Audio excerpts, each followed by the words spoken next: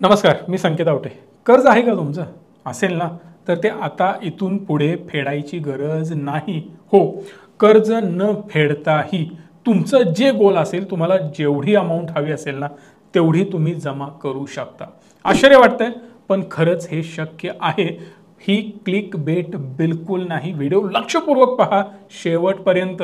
मी guarantee देऊन सांगतोय, तुम्हाला 100% यातून खूप काही शिकायला मिळेल. त्यामुळे पहिला चॅनलला सबस्क्राईब करा, बेल आयकॉनला प्रेस करा आणि अशाच नवनवीन व्हिडिओ पाहत राहा. बेसिकली आपली सायकोलॉजी काय असते, जर समजा आपण XYZ अमाऊंटचं लोन घेतलंय, मग कोणाचं 5 लाख असेल, कोणाचं 10 लाख असेल, कोणाचं 20 लाख असेल, पर्पज सुद्धा प्रत्येकाचा वेगवेगळा असतो.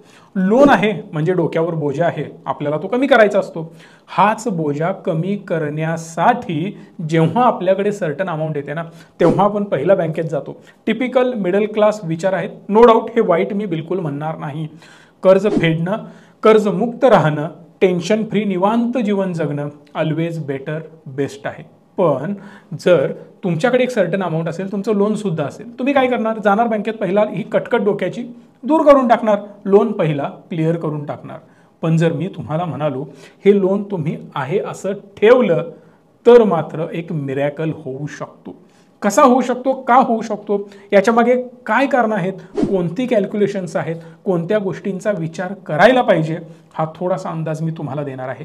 एक सिंपल गोष्ट लक्षात घ्या. एक लोन तुमचं आहे, जर तुम्ही ते लोन फेडलं नाही तर तुम्हाला वाटेल की बोजा माझ्या डोक्यावर आहे. पण जर मी तुम्हाला म्हणालो जर तुम्ही ते लोन फेडलं नाही पैसे असताना सुद्धा, तर मात्र तुमच्याकडे 1 कोटी मिनिमम अमाऊंट येऊ शकते. Depend on your loan amount. हे शक्य आहे. कसं? कॅल्क्युलेशन सहित मी तुम्हाला दाखवतोय. समजा तुमचं लोन आहे 25 लाख रुपयाचं. आता हे माझं लोन आहे बरं का, माझं कार लोन एक सुरू आहे, त्यासाठी मी 25 लाख रुपयाचं लोन घेतलेलं आहे.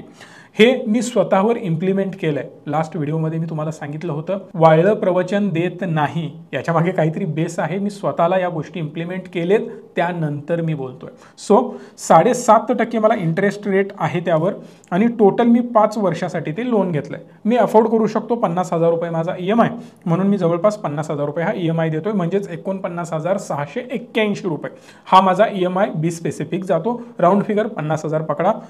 ही माझी टोटल अमाऊंट किती जाईल 5 वर्षानंतर? 29,000 रुपये मी बँकेला देणार. 29 लाख रुपये, सॉरी, टोटल मी बँकेला देणार आहे. राऊंड फिगर पकडून चाला, 30 लाख रुपये. पुढे आणि 80,000 आहेत ना, म्हणून आपण पकडून चालू, मी 30 लाख रुपये बँकेला पे करणार आहे.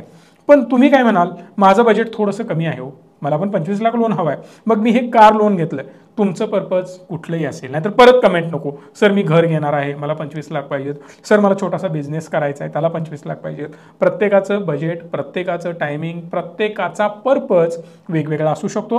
तुमचा जो असेल तुम्ही तो पकडून चाला. तुम्ही म्हणाल मला 25 लाख रुपये लोन तर घ्यायचं आहे, बट मला 7.5% लोन मिळेल. फक्त एक तुमच्या आणि माझ्यामध्ये डिफरन्स असायला पाहिजे, मी 10 वर्ष ते लोन फेडणार, 5 वर्ष नाही. करू शकता. टोटल तुमचा EMI 29,360 रुपये 64 रुपये असू शकतो. इन शॉर्ट 30,000 रुपये. मी भरतोय 50,000 रुपये. 20,000 रुपये EMI ड्रॉप होईल डायरेक्ट. पण तुम्हाला फक्त 10 वर्षानंतर 35,23,000 रुपये पे करावे लागतील. I hope he concept clear झाली असेल. पण या लोनचं कॅल्क्युलेशन कसं असतं हे सुद्धा पाहावं लागेल ना. हे कॅल्क्युलेशन जर तुम्ही पाहिलं तर ते असं असतं. इथून पुढे बऱ्याच गोष्टी तुमच्या डोक्यामध्ये येणार आहेत. थोडासा विचार करायला सुरुवात करा, मग ते समजेल. इथं प्रिन्सिपल अमाऊंट तुम्हाला पाहायला मिळते. इथं ही जी आहे ही प्रिन्सिपल अमाऊंट आहे. इथं आहे हा इंटरेस्ट आपण पे करतोय, आणि टोटल ही अमाऊंट होते. जी अमाऊंट मी घेतली 29,000, 30,000 रुपये तुमचा हप्ता जाणार आहे ना 10 वर्षासाठी. तर तुम्हाला पहिल्या महिन्यामध्ये जो EMI तुमचा जाणार 29,000 रुपये, त्यामध्ये खूप कमी असेल प्रिन्सिपल अमाऊंट. 14,000 रुपये प्रिन्सिपल अमाऊंट जाईल, पण इंटरेस्ट मात्र 15,000 रुपये इकडे जातो. सांगायचा उद्देश हाच आहे की सुरुवातीला इंटरेस्ट जास्त तुमच्याकडून घेतला जातो, कारण त्यांना माहिती आहे ना 2 वर्ष 3 वर्ष झाली की तुम्ही पैसे भरायला येता, 4 वर्ष 5 वर्ष 6 वर्ष झाली की तुम्ही पैसे भरायला येता. ही 10 वर्ष तुम्ही पूर्ण होऊ देत नाही. आणि जर तुम्ही लवकर भरायला आलात ना 1 वर्षामध्ये 6 महिन्यामध्ये, नाही साहेब भरता येत नाही, तुम्हाला एक्स्ट्रा व्याज द्यावं लागेल, तुम्हाला दंड बसेल. या फॉर्ममध्ये तुमच्याकडून फीस घेतल्या जातील, त्या फॉर्ममधून तुमच्याकडून एक्स्ट्रा 2% घेतले जातील. मग आपण विचार करतो यार 2% जर म्हटलं ना तरीसुद्धा 25 लाखाच्या 2% म्हणजे 50,000 रुपये होतात. अरे बापरे, 50,000 एक्स्ट्रा जाणार, नको फेडायला, जाऊ दे थोडे दिवस. तो व्यक्तीसुद्धा तुम्हाला बँकर सांगतो, जाऊ दे साहेब थोडे दिवस, थोड्या वर्षानंतर काय करा, बाकीचे अमाऊंट भरून टाका. 2 वर्ष 3 वर्ष 4 वर्ष झाली तर हे 50,000 भरायची गरज नाही, हे सगळं विदाऊट चार्जेस होऊन जातं.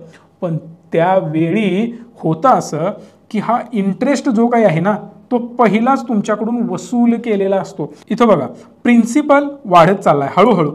15,000 रुपये प्रिन्सिपल, नंतर इंटरेस्ट कमी झाला. पहिला काय होतं, इंटरेस्ट रेट जास्त. जसं तुम्ही खाली जाल ना तसा तुमचा इंटरेस्ट कमी होईल, प्रिन्सिपल जास्त वसूल केली जाईल. कारण त्यांना माहिती आहे हे जे पहिलं वर्ष आहे यामध्ये आपल्याला मॅक्सिमम आपल्या पैशाची वसुली करायची आहे. आणि तेव्हा आपण जातो, ते व्याज ऑलरेडी आपण दिलेलं असतं, परत आपण कर्ज नील करायला जातो आणि इथेच आपण फसतो. 2 ते 3 कंडिशन्स वेगवेगळे आहेत. पहिली कंडिशन, जर तुम्ही लोन परतफेड करणार असाल तर ॲज अर्ली ॲज पॉसिबल तुम्हाला ते परतफेड करावं लागेल.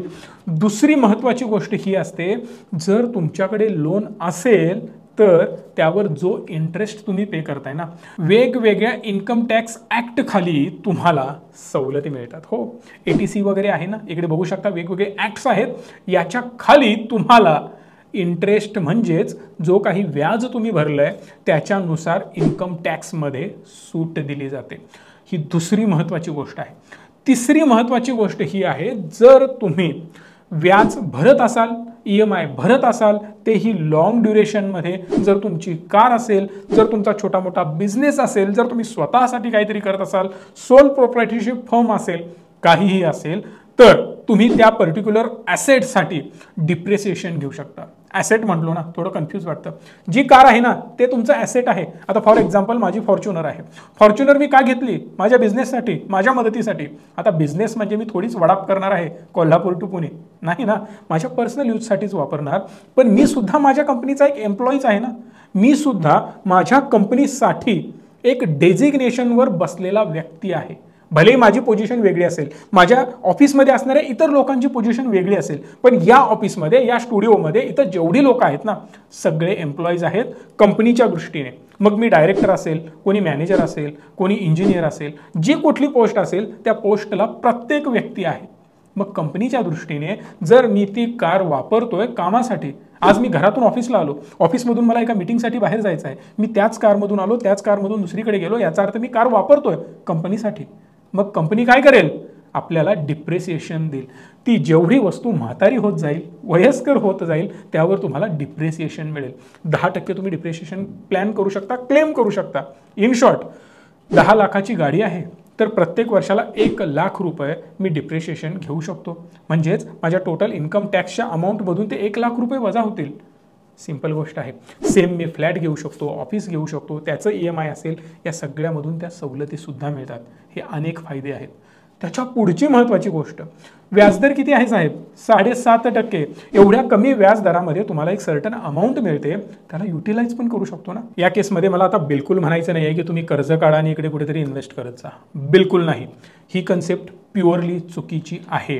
पण जर तुम्हाला ऑलरेडी कर्ज मिळालेलं असेल आणि त्यानंतर आता तुम्ही कर्ज का घेतलं, तर गरज आहे म्हणून, सगळे पैसे तुमच्याजवळ नाहीत म्हणून, यासाठीच घेतला असेल ना. सोबतच जेव्हा एक मोठी अमाऊंट तुमच्याकडे येणार, असं कधी ठरवलं होतं का मोठी अमाऊंट येणार मी त्यावेळी भरणार, 1 वर्षात मी कर्जमुक्त होणार, नाही. तुमच्या बिझनेसनुसार, तुमच्या कमाईनुसार ते पैसे येत गेले. पण जर मोठा बिझनेस असेल, ऑलरेडी इन्कम चांगला असेल, नो डाऊट तुम्ही कॅल्क्युलेटेड सगळं केलेलं असणार आहे. पण इन जनरल लोकांसाठी मी हा व्हिडिओ बनवतोय आणि बिझनेसमॅनसाठी तर आहेच, या गोष्टी तुमच्यासाठी पण गरजेच्या आहेत. ऑलरेडी कमी व्याजाने जर तुम्ही हे पैसे कमवलेत तर तेच पैसे आपण इन्व्हेस्ट करू शकतो. चांगल्या रेट ऑफ इंटरेस्टनी जर मी ते इन्व्हेस्ट केले तर जबरदस्त अमाऊंट मला पुढेही मिळू शकते. जसं मी तुम्हाला सांगितलं, एक्सेल शीटमध्ये मी दाखवलं होतं, माझी टोटल लोन अमाऊंट किती होती, 25 लाखाची होती. 10 वर्षासाठी मी जेव्हा इन्व्हेस्ट केले त्यावेळी ते 35 लाख रुपये झाले. शेवटपर्यंत जर मी पे करत गेलो तर मला 35 लाख रुपये पे करायचे होते. मग या केसमध्ये होणार काय, EMI मला पे करावा लागणार नाही. इथून पुढे मी जी सेव्हिंग केली होती, माझ्याकडे एक मोठी अमाऊंट आली होती, 20 लाख 25 लाख, जे काय माझी बाकी अमाऊंट होती, मी सगळे इन्व्हेस्ट करून टाकले, पैसे पण संपले. मग सेव्हिंग करू शकताय का, नाही ना. पण जर मी तुम्हाला म्हणालो EMI जातोय ना छोटा मोठा, जाऊ द्या, जी लमसम अमाऊंट तुमच्याकडे आली आहे इन्व्हेस्ट करून टाका. कशी स्कीम बघा, माझा यामध्ये काही फायदा नाही आहे. हा व्हिडिओ तुमच्या फायद्यासाठी आहे.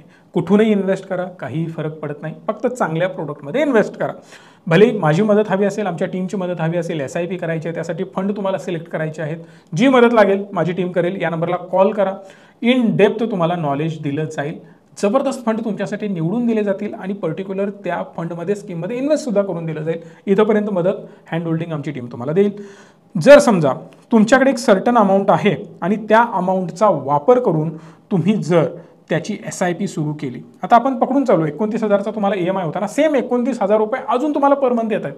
जर समजा तुमचा EMI असेल 5,000चा, अजून एक्स्ट्रा 5,000 तुमच्याकडे येत असतील, समजा इन्क्रीमेंट झाली, पगार वाढला किंवा एखादा अनेक इन्कम सोर्स तुमचा वाढला, एक्स्ट्रा पैसे येत असतील, तर ती सेम अमाऊंट इकडे फेडण्याच्या ऐवजी आपण इकडे इन्व्हेस्ट करू शकतो. असं जर तुम्ही इन्व्हेस्ट करत गेला बेसिक लेवलला, स्टॉक मार्केटमध्ये इंडेक्स किती रिटर्न देतो? 15% देतो. हार्डली ॲव्हरेज 15% रिटर्न मार्केटमधून मिळतातच. पण चांगले फंड आहेत, स्कीम आहेत, 20, 25, 30% सुद्धा रिटर्न देतात. पण त्यासाठी स्मार्ट SIP करणं गरजेचं आहे. स्मार्ट SIP हवी असेल या नंबरला कॉल करा. स्मार्ट SIP कंप्लीट नॉलेज दिलं जाईल. आता अजून जास्त डीपमध्ये जाऊ आपण. सपोज ही इन्व्हेस्टमेंट झाली, मी प्रत्येक महिन्याला काहीतरी SIP करतोय. SIP केल्यानंतर माझी टोटल अमाऊंट इकडे वाढत जाते. मग मी 10 वर्षासाठी करतोय ना, कारण लोन पण माझं 10 वर्ष आहे. 10 वर्षांनी काय होईल असं तुम्हाला वाटतं? अंदाज, चला अंदाज बांधायला तरी काही हरकत आहे ना, इझिली करू शकतो. जर समजा 12 चोक 48, 4 वर्षानंतर तुमची टोटल अमाऊंट 19 लाख रुपये बनते. किती? 19 लाख रुपये. आपण टोटल किती कर्जासाठी पे करणार? 35 लाख रुपये. तुम्ही म्हणाल कुठे वाढते सर, किरकोळ तर आहे. दाखवतो ना, आगे आगे देखो होता है क्या. आता टोटल महिने बघा, हे पहिला जो आहे कॉलम तो मंथचा आहे. 120 महिने म्हणजेच टोटल 10 वर्ष. हे तर मान्य आहे ना. 12 10 वर्षानंतर माझी टोटल अमाऊंट बनेल 81,82,000 रुपये. हो, जवळपास 82 लाख रुपये तुम्हाला मिळू शकतात. आपण भरले किती? फक्त 35 लाख रुपये. पण जर तुम्ही ती पहिलीच अमाऊंट भरून टाकली असती तर हे 82 लाख रुपये तुम्हाला मिळाले असते का? नाही. एक सिंपल डिसिजन ना, एक सिंपल विचार येतो, आलेत पैसे, चला भरून टाकू. नाही, थोडंसं 15-20 मिनिटं, 1 तासभर विचार करायचा. कारण ती अमाऊंट कमवण्यासाठी आपण खूप वेळ घालवलेला असतो, खूप मेहनत, खूप कष्ट केलेलं असतं. एक छोटीशी ट्रिक करोडपती बनवू शकते. एक छोटीशी आयडिया तुम्हाला करोडपती बनवू शकते. तुमच्यापैकी बरेच लोक म्हणतील, सर आता माझं बजेट आहे ना सगळीच अमाऊंट भरण्याचं आहे, आत्ता माझ्याकडे 25 लाख आलेत, चला 25 लाखाचं 25 लाख लोन मी भरून टाकतो. पण तेच जर तुम्ही इन्व्हेस्ट केलं तर भले 15% रिटर्न मिळतात. मग ते म्युच्युअल फंडमध्ये करा, डायरेक्ट स्टॉक मार्केटमध्ये करा. तुम्हाला नॉलेज नसलं, आमची मदत हवी आहे, तरी या नंबरला कॉल करा. तुमचा कंप्लीट पोर्टफोलिओ डिझाईन करण्याचं काम आम्ही करतोय. ही सर्व्हिस पण तुम्हाला माहिती असेल, त्याची लिंक डिस्क्रिप्शनमध्ये आहे. सपोज 25 लाख रुपये तर तुम्ही डायरेक्ट इन्व्हेस्ट केले, ही जी अमाऊंट दिसते एकदाच इन्व्हेस्ट केले 25 लाख रुपये. कर्ज फेडायचं होतं ना, ते फेडून टाकलं. मग ही अमाऊंट वाढेल किती? अशी किती वाढणार आहे? समजा इथे 24 महिने, 2 वर्षाने कुठं 33 लाख रुपये होतात. तुम्ही तर सगळंच फेडून टाकणार होता, पण 2 वर्षातच 33 लाख झाले. मग विचार करा 10व्या वर्षी याची काय हालत असेल. जर तुम्ही याला लक्षपूर्वक पाहिलं ना तर कळेल 10व्या वर्षी टोटल अमाऊंट होते 1,11,00,000 रुपये. 1,11,00,000 रुपये. किती अमाऊंट दिली? 1 कोटी तुम्हाला ठेवा, वरचे 11 लाख तरी मला द्या ना. एवढा चांगला सल्ला देतोय. जोक सपाट. पण तुम्ही म्हणाल 10 वर्ष तर मी ठेवणार नाही. ठीक आहे ना, 1 वर्षानंतर तुम्ही 25 लाख रुपयाचं कर्ज फेडताय, मान्य आहे. मग 9व्या वर्षी आपण पकडून चालू, 95 लाख रुपये तर शिल्लक राहत आहेत. 95 लाख रुपये म्हणजे ह्यूज अमाऊंट होते मित्रांनो. इथं बघू शकता टोटल 95 लाख रुपये माझे शिल्लक राहिलेत. आणि ही जी अमाऊंट आहे, ही अमाऊंट तुमचं कर्ज नील होताना तुम्हाला परत मिळणार आहे. बरं, ही अमाऊंट आपण कधीही काढू शकतो. असं नाही आहे की आता मी इन्व्हेस्ट केलं मग बघू कधी मिळेल, आता मला प्रॉब्लेम आला तर. अरे पैसे तुमचेच आहेत. SIP केली तुम्ही, डायरेक्ट स्टॉकमध्ये आपण इन्व्हेस्ट केलंय, सेल बटनवर क्लिक केलं, विदिन T+2 2 दिवसाच्या तुमचे पैसे तुमच्या बँक अकाउंटला जमा होतात. जर स्टॉक मार्केटमध्ये असेल तरी सुद्धा त्याच दिवशी होतात. अजून काय हवं? बेस्ट ऑप्शन आहे ना. विचार करा. बरं, मागचं सगळं ठीक आहे, पण आता काही कंडिशन्स आहेत. पहिली कंडिशन, जो इंटरेस्ट रेट तुमचा आहे ना, जे लोन तुम्ही घेतलंय त्या लोनचा इंटरेस्ट रेट बिलो 10% असायला पाहिजे. जर इंटरेस्ट रेटच जास्त असेल ना, हे सगळं तिकडे फेल जाणार. डोक्यातून हे सगळं काढून टाका, नादाला लागू नका. तुमचे मल्टिपल लोन्स असतील, एक पर्सनल लोन असेल, होम लोन असेल, कार लोन असेल, बाईक लोन असेल, अनेक लोन असतील. कर्ज घ्यायची तुम्हाला सवय जरी असली तरी सुद्धा पहिलं आणि महत्त्वाचं काम, सगळ्यात जास्त इंटरेस्ट रेट कशाला आहे हे पहा. जर समजा तुम्ही पर्सनल लोन घेतला असेल, पर्सनल लोन म्हणजे काय, अक्षरशः हे लोक बांबू लावतात. 15%, 18%, 25% हे इंटरेस्ट घेतात. नो कॉस्ट EMI अनेक टर्म्स वापरल्या जातात बरं का. या नो कॉस्ट EMIच्या नावाखाली सुद्धा 30% इंटरेस्ट रेट घेतला जातो. क्रेडिट कार्डवर तुम्हाला लोन दिलं जातं. अनेक लोनचे गंडवागंडवीचे प्रकार आहेत, ते आपल्याला कळत नाही. ते अमाऊंट सांगतात, हां 1 लाख रुपये हवा आहे ना सर, पण तुम्हाला फक्त 1000 रुपये द्यावे लागतील पर 15 डेज पर वीक. सर तुम्हाला 5000 रुपये द्यावे लागतील पर मंथ. 1 लाख रुपये मी देतो. अरे दादा, पण तू 1 लाखाला 5000 म्हणजे महिन्याला 5% घेतोयस. 12×5 = 60% व्याज झालं. 2000 रुपये जरी घेत असाल तर 12×2 = 24% व्याज झालं. याचा बेसिक विचार करा. आणि जे हेवी इंटरेस्टवाले कर्ज तुमचे असतील ना, सगळे नील करून टाका. जेव्हा हे सगळे बाकी कर्ज शिल्लक राहतात त्यांना क्रमाने ऑब्झर्व करा. जर ते हेवी इंटरेस्टवाले असतील, स्टॉप इट. अदरवाईज कमी इंटरेस्टवाले असतील तर तुम्ही इझिली या प्लॅननुसार पुढे जाऊ शकता. दुसरी महत्त्वाची अजून एक कन्सेप्ट आहे. जर तुमचं लोन सेम होम लोन असेल, पण एखाद्या बँकेने तुम्हाला हेवी इंटरेस्ट लावला असेल 10%, 11%, कारण पण सांगितलं असेल ना की तुमचा बिझनेस स्टेबल नाही, तुमची सॅलरी एवढी मोठी नाही, किंवा तुमचा जो बॅलन्स शीट आहे कंपनीचा तो एवढा खास नाही, किंवा अजून एक गोष्ट सांगितली जाते की तुमचा क्रेडिट स्कोअर सगळ्यात मोठा कन्सर्न आहे बरं का लोकांचा.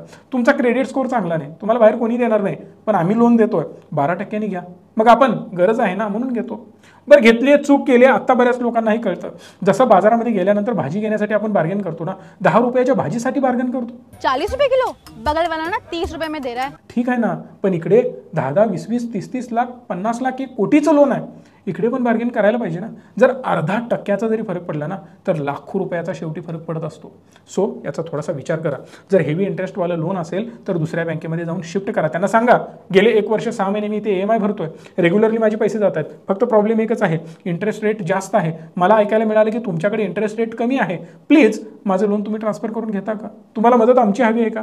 माझी टीमसुद्धा मदत करेल. लोन शिफ्ट करायचं आहे तरी सुद्धा मी मदत करू. नवीन लोन हवं आहे ना तरी सुद्धा माझी टीम देईल. या नंबरला कॉल करा. जर तुमचे प्रॉपर डॉक्युमेंट्स असतील तर 100% लोन मिळेल. आता असं म्हणू नका माझ्या बॅलन्स शीटमध्ये प्रॉब्लेम आहेत, किंवा मी बऱ्याच वेळा डिफॉल्टर झालोय, माझी जमीनच नाही, किंवा माझा जॉबच नाही, मी काहीच करत नाही, मला लोन द्या. हे शक्य नाही. पण एक मदत म्हणून आम्ही लोन सुद्धा तुम्हाला प्रोव्हाइड करू शकतो, ज्यासाठी 1ही रुपया घेतला जाणार नाही. कन्सल्टन्सी कंप्लीट फ्री मिळेल. व्हिडिओ इंटरेस्टिंग वाटला ना तर मग एक काम करा, पहिला तुमचे अजून काही प्रश्न असतील तर कमेंट करून विचारू शकता. नेक्स्ट पार्टमध्ये मी कव्हर करेन. प्लस जाता जाता व्हिडिओला लाईक, शेअर आणि चॅनलला सबस्क्राईब करा. धन्यवाद. Stay tune and stay positive.